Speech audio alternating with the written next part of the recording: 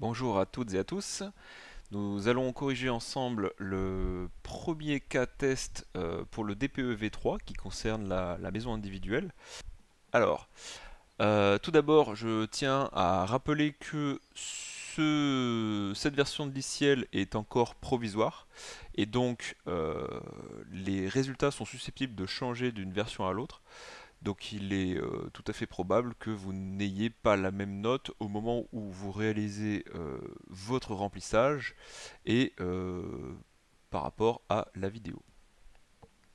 Alors, premièrement, lorsque je reprends l'énoncé donc de l'étude de cas, normalement je vous ai à peu près fourni tous les éléments dont vous aviez besoin pour réaliser la maison sur votre DPE jusqu'au bout. Voilà, donc vous aviez l'énoncé sur la page 1 et sur la page 2 le plan présentant la maison avec l'orientation.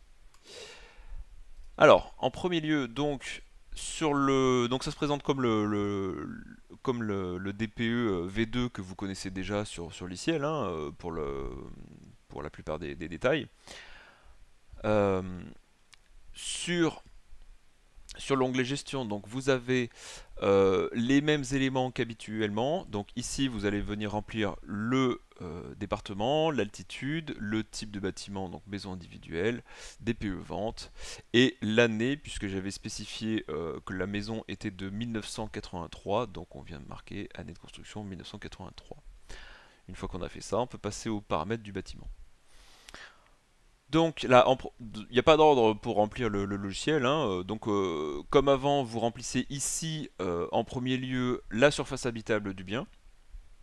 Donc petite particularité hein, à propos de la surface habitable, rappelez-vous d'une chose, c'est que dans le nouveau DPE, si jamais la véranda était chauffée, il faudrait l'inclure dans la surface habitable. Ensuite, vous avez la hauteur moyenne sous plafond, donc indiqué dans l'énoncé à 2,5 mètres. Une fois qu'on a fait ça, on peut venir par exemple sur la ventilation. Donc la ventilation, alors le menu a un petit peu changé par rapport à avant, pardon. Avant c'était un menu déroulant dans lequel vous aviez à sélectionner simplement votre VMC et c'était terminé. Maintenant vous avez une fenêtre surgissante dans laquelle vous avez toujours un menu déroulant avec l'ensemble des VMC. Donc ici vous en avez beaucoup plus qu'avant, hein. Donc il faudra être vigilant sur le choix que vous ferez lorsque vous serez sur le bien. Donc ici c'est une VMC simple flux auto-réglable de 82 à 2000 puisque la maison était de 83 et nous n'avions pas d'autres spécifications à ce niveau-là. L'année d'installation, moi j'ai laissé inconnu, après vous pouvez toujours mettre 1983 à la limite si vous êtes sûr qu'elle est d'époque, elle aurait très bien pu avoir été installée après, donc moi je laisse inconnu. La puissance des ventilateurs, donc dans l'énoncé on avait dit ici qu'il avait été relevé une plaque signalétique sur laquelle était marqué 40 watts, donc je viens simplement marquer 40, comme ceci. Et voilà, la partie enveloppe, perméabilité à l'air, etc. Donc ici, je vais marquer plusieurs façades sont exposées au vent, effectivement, puisque j'ai en l'occurrence 4 façades exposées. Donc bâtiment ancien et à inertie lourde, donc ça c'est pour les bâtiments qui sont d'avant 48, donc c'est pas notre cas aujourd'hui. Ensuite, pour la perméabilité à l'air, là, vous aurez uniquement besoin de le rentrer lorsque vous aurez un rapport entre les mains, sinon vous n'avez jamais rien à mettre. Ensuite, pour le remplissage du bâti, donc ça se passe un petit peu comme avant. Vous allez appeler simplement les différents éléments du côté gauche pour venir compléter tout le descriptif du bien. Voilà, en étant vigilant sur les nouveautés qu'il y a à chaque fois. Donc je commence par le plancher. Donc le plancher, ici, nous avions une surface de 76 mètres carrés.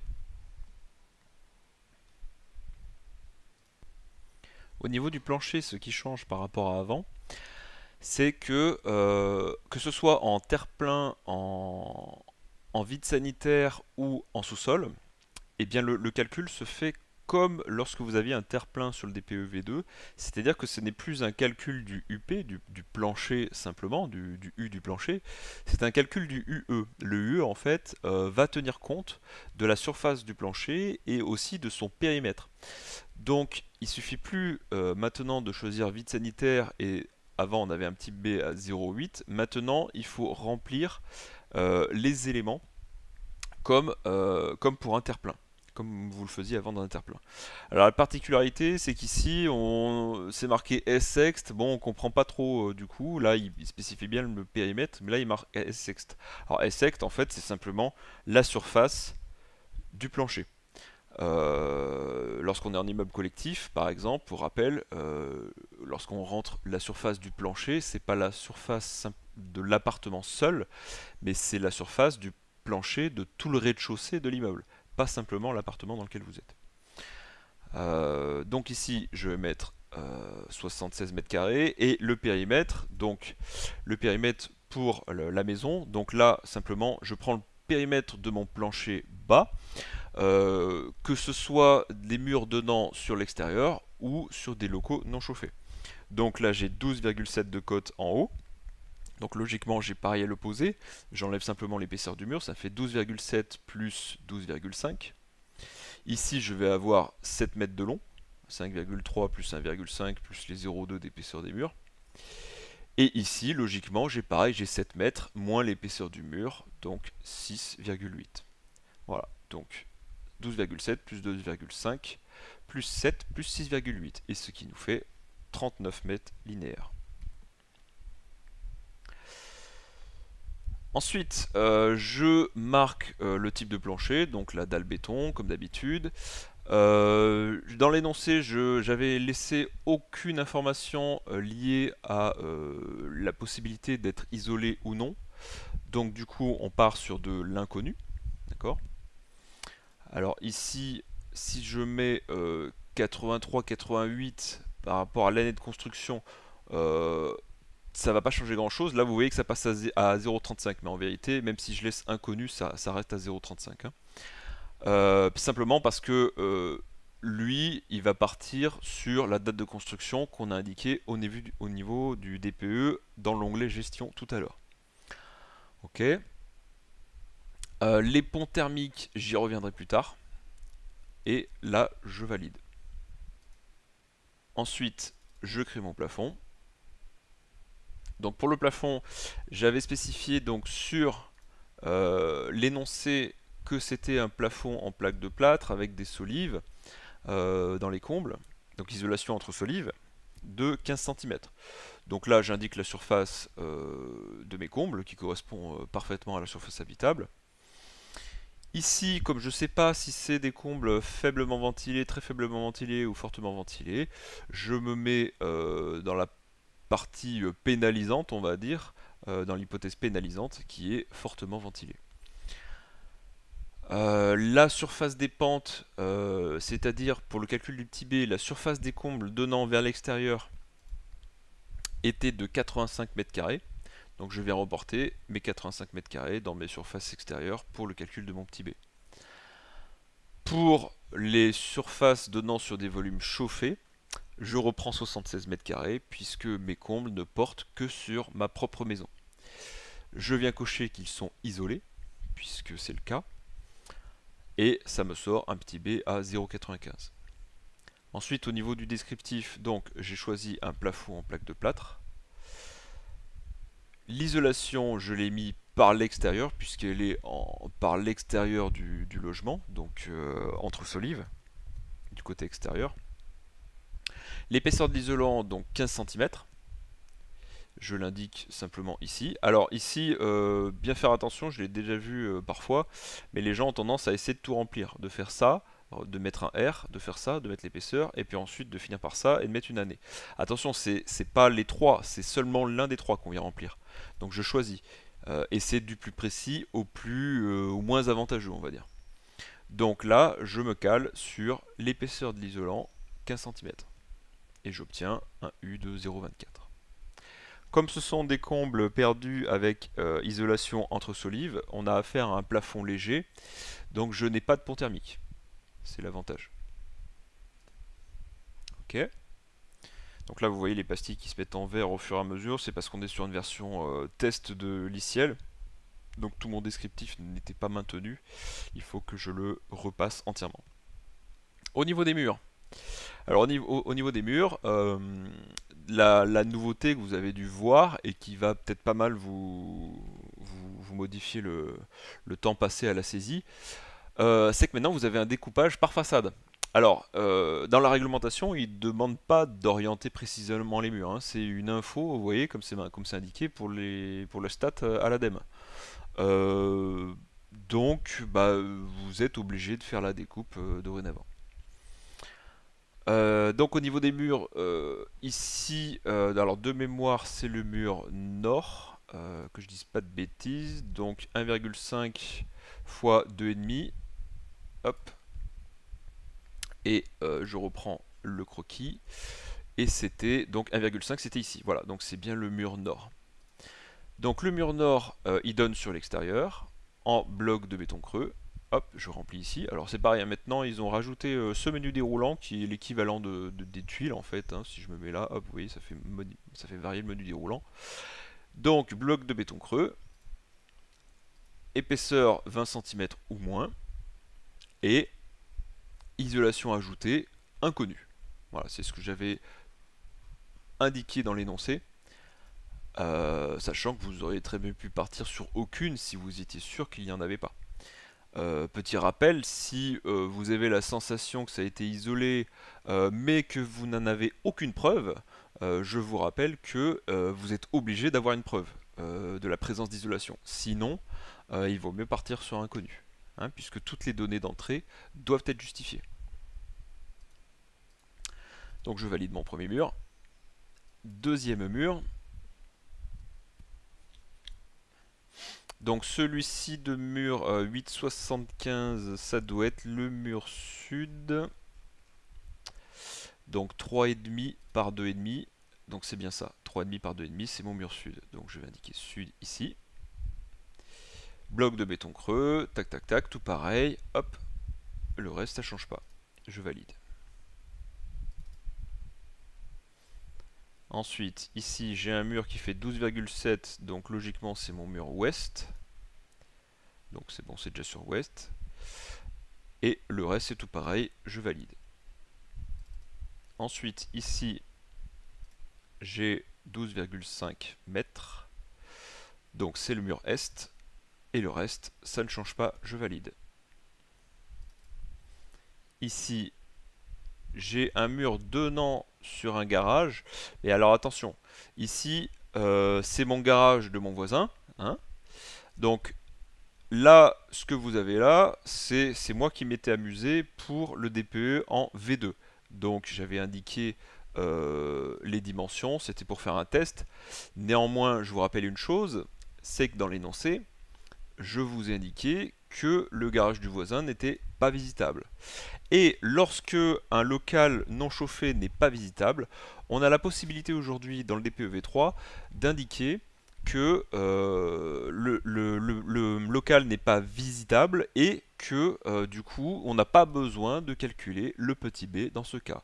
Donc ici ils ont prévu le menu, donc c'est je tourne autour, voilà, un local non chauffé non accessible, donc ce qui est notre cas aujourd'hui.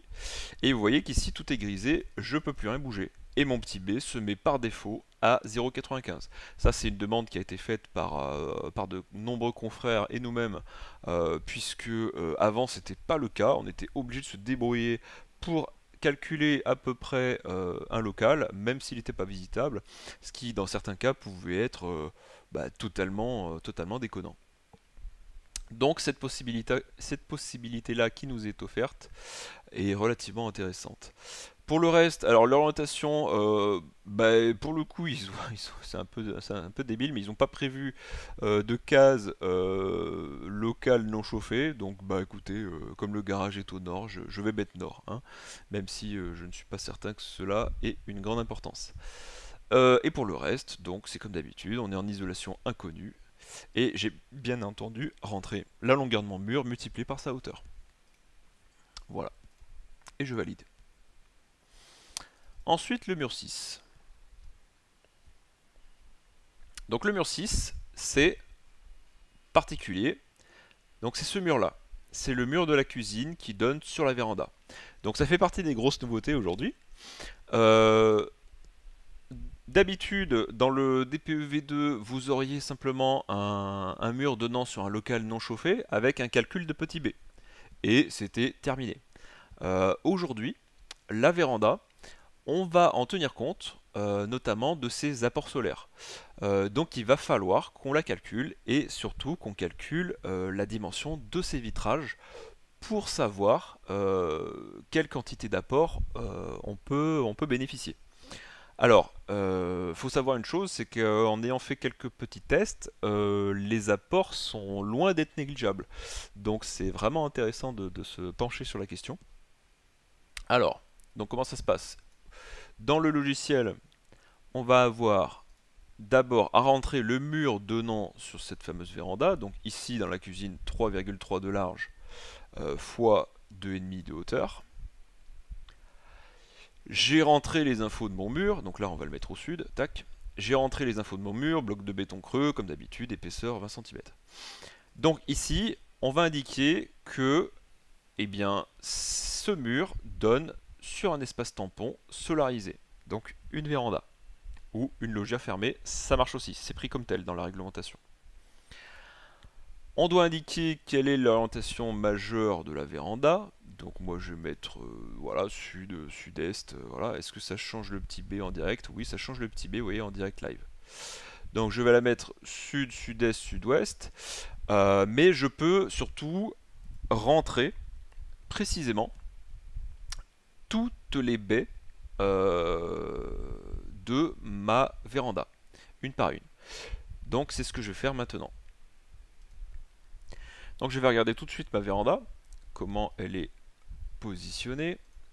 Donc quand je regarde ma véranda, j'ai sur la partie gauche un trapèze qui fait 4,5 mètres carrés. Vous voyez, j'avais marqué hauteur midi, donc cette partie-là est plus basse que cette partie-là. Donc on a en fait à faire un trapèze. Et je voulais calculer 4,5 mètres carrés pour cette partie-là. 4,5 ici logiquement donc pour cette partie-là. Ici on a une baie devant qui fait 3,3 par 2. Et le plafond est constitué aussi d'un vitrage qui fait 2,06 de large, en tenant compte de la pente, je l'ai recalculé, 2,06 par 3,3, soit 6,8 mètres carrés. Donc je vous ai un petit peu indiqué le calcul pour vous faire gagner du temps. Donc on va commencer par la baie numéro 1, donc on va rentrer la surface de la baie. Alors par exemple, on va commencer par 4,5, voilà, 4,5 mètres carrés. Donc je vous ai indiqué dans l'énoncé que c'était une menuiserie en métal, simple vitrage, voilà, toute bête, donc pas de rupture de pont thermique, c'est vraiment le minimum. C'est d'époque, donc on va mettre métal sans rupture de pont thermique, simple vitrage. Elle est orientée ouest pour la première, et ça c'est l'inclinaison de la baie. Donc comme c'est une baie verticale, je la laisse à plus de 75 degrés. Ensuite, j'ai celle sur son opposé, donc 4,5 de nouveau. Je choisis le même menu à chaque fois. Donc là, ce qui serait peut-être intéressant, c'est de pouvoir faire une sélection multiple, parce que c'est vrai que c'est un petit peu long à chaque fois de redérouler le menu. Donc cette fois-ci, on est à l'est. Ensuite, j'ai la partie au sud qui fait 3,3 par 2. Donc pour les plus forts en maths, 6,6 de tête. Ensuite, sans rupture de pont, ouais c'est bon. Donc ça c'est au sud, toujours vertical. Et puis on a la partie donc en plafond. Donc on a dit 6,8. Hop. Là, le plafond est incliné, il est légèrement orienté vers le sud, donc je mets sud aussi. Et par contre, au niveau de l'inclinaison, donc je le mets inférieur à 25 degrés puisqu'il est quasiment horizontal. Ok, donc là je valide. Et j'en ai fini pour rentrer mon espace tampon solarisé. Voilà, une fois ça terminé, je valide. Ensuite, je vais devoir rentrer toutes mes menuiseries. Alors au niveau des menuiseries, vous avez peu ou pas de changement par rapport à avant. En vérité, c'est quasiment tout pareil. Donc la seule différence, c'est au niveau des masques. Ce que j'ai vu dans la réglementation, c'est que lorsque vous aurez plusieurs types de masques proches sur une même baie, seul le plus pénalisant sera pris en compte. Donc bon, bah, vous voyez celui qui vous gêne le plus. Et au niveau des masques lointains, une petite nouveauté qui n'est pas plus mal. Vous pourrez prendre le même masque lointain pour l'ensemble des baies d'une même façade. C'est-à-dire que vous n'êtes pas obligé d'essayer de mesurer à chaque fois le masque, l'angle sur chaque baie. Voilà, si par exemple il y a un masque lointain à l'ouest ici, donc par exemple il part ici, vous pourrez appliquer le même masque lointain avec les mêmes caractéristiques à l'ensemble des baies situées à l'ouest, sans faire de distinction. Par contre, il faudra quand même bien sûr le rentrer à chaque fois à la main, menuiserie par menuiserie. Simplement que ils auront tous pardon, la même disposition. Il n'y aura pas besoin de euh, le recalculer à chaque fois. Donc là, au niveau des menuiseries, je regarde sur quel type de mur j'extrais ma menuiserie, bien entendu. Donc soustraire à la surface du mur. Alors là, j'avais spécifié dans l'énoncé qu'elles étaient placées au nu intérieur. Donc elles sont verticales, donc supérieures à 75 degrés. Elles sont orientées à l'ouest. Ensuite, les fenêtres sont battantes, le dormant est mesuré 5 cm, donc ce n'est pas un dormant large. Menuiserie en PVC, double vitrage, on avait dit 4-12-4, donc voilà. Euh, Pas de précision sur le remplissage, donc je ne coche rien. On avait vu que l'isolation n'était pas renforcée, hein, le test du briquet, dans l'énoncé. Par contre, juste une petite information au passage, lorsque les menuiseries sont posées à partir de 2006, la réglementation stipule que vous considérez qu'elles sont posées avec de l'argon. Donc ça, dès lors que vous avez la justification en main pour voir que c'est après 2006, vous pourrez cocher avec argon. La performance de la menuiserie, si vous l'obtenez, vous pouvez la rentrer directement. Pareil pour le facteur solaire, attention, hein, données assez compliquées à obtenir aussi, donc bien avoir le justificatif. Et puis les volets, donc on avait des volets en bois battant avec un tablier de, j'avais mis combien dans l'énoncé, 15 mm il me semble. Euh, C'est ça, 15 mm d'épaisseur. Donc on va partir en inférieur à 22 mm. Ok. Donc on avait spécifié pas de masque, donc c'est bon, on peut valider. Je fais pareil avec les autres menuiseries. Voilà. Je passe sur le détail, hein. Pensez bien à une chose pour ceux qui n'ont pas l'habitude de faire des DPE en 3CL. Pour vos menuiseries, passez absolument par le menu plus qui est ici. Celui-ci va vous permettre d'énumérer vos menuiseries. Et surtout, en faisant ça, en faisant les cotes longueur par largeur, vous allez avoir les ponts thermiques qui se mettront automatiquement, hein. Alors là, vous avez des espèces de cases à cocher, ça ne sert à rien, hein. Il faut forcément que les deux soient remplis. Donc voilà. Pour les quantités identiques, pourquoi pas, mais vous aviez déjà la case ici, hein. Donc ça change pas grand chose. Ok, donc ça je remplis et je valide. Pareil pour le suivant.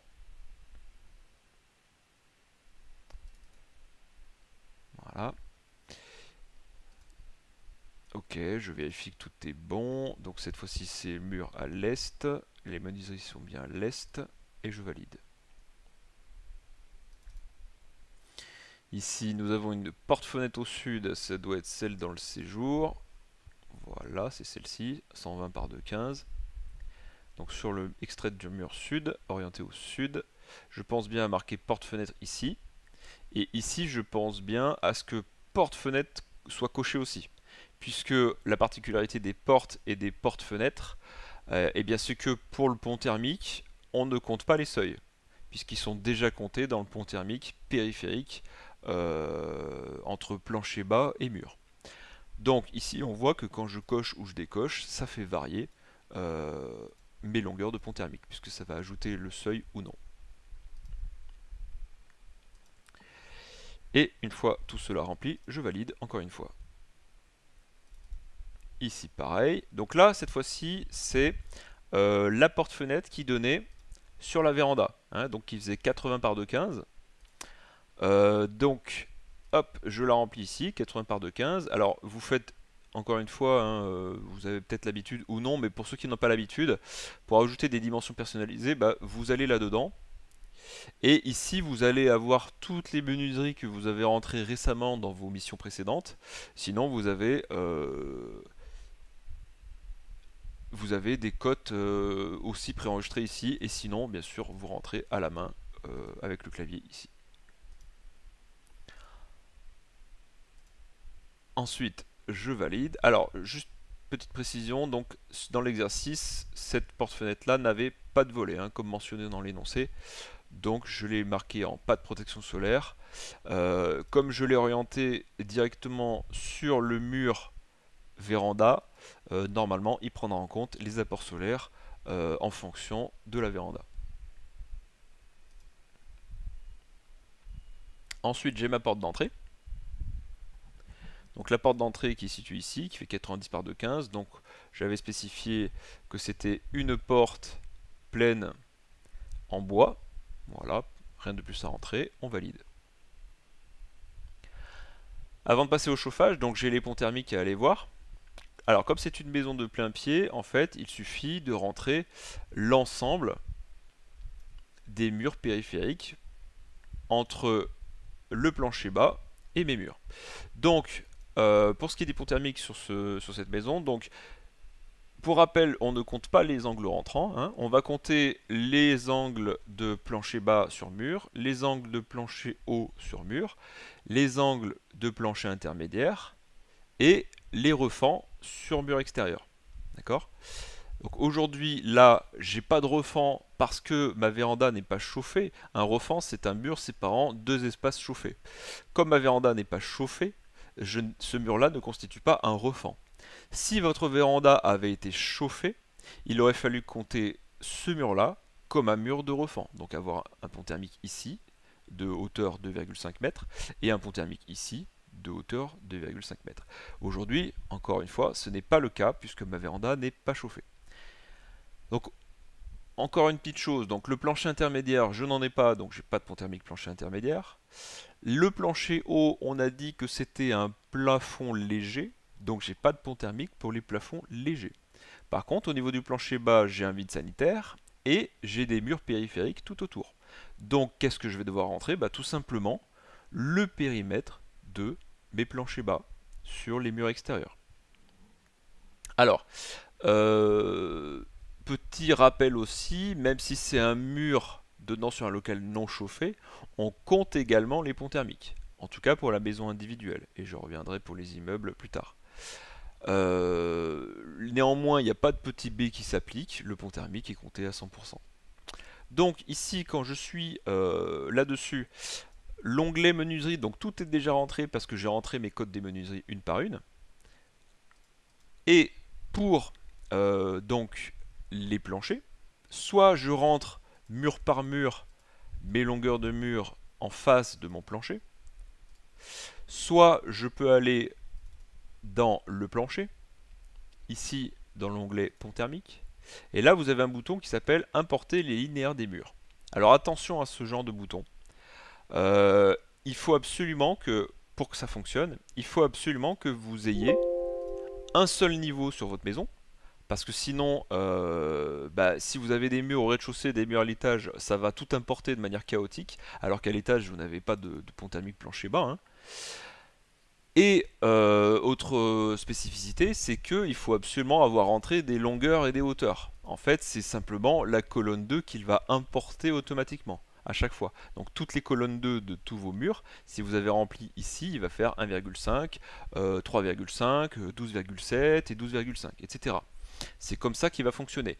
Si par exemple vous rentrez dans un mur et vous indiquez directement la surface ici sans rentrer les cotes, dans ce cas-là, la fonction d'import des ponts thermiques ne marchera pas. Il faudra absolument que vous repreniez votre croquis et que vous repreniez toutes vos cotes périphériques et que vous les rentriez mur par mur. Ok? Donc ça, c'est très important. Il faut être vigilant là-dessus. Dès lors que vous ne faites pas parfaitement une rentrée de longueur de mur pour chaque mur, eh bien l'import des ponts thermiques est vraiment à proscrire. Donc là, sur cette maison-là, c'est tout ce qu'on avait rentré. Donc je valide.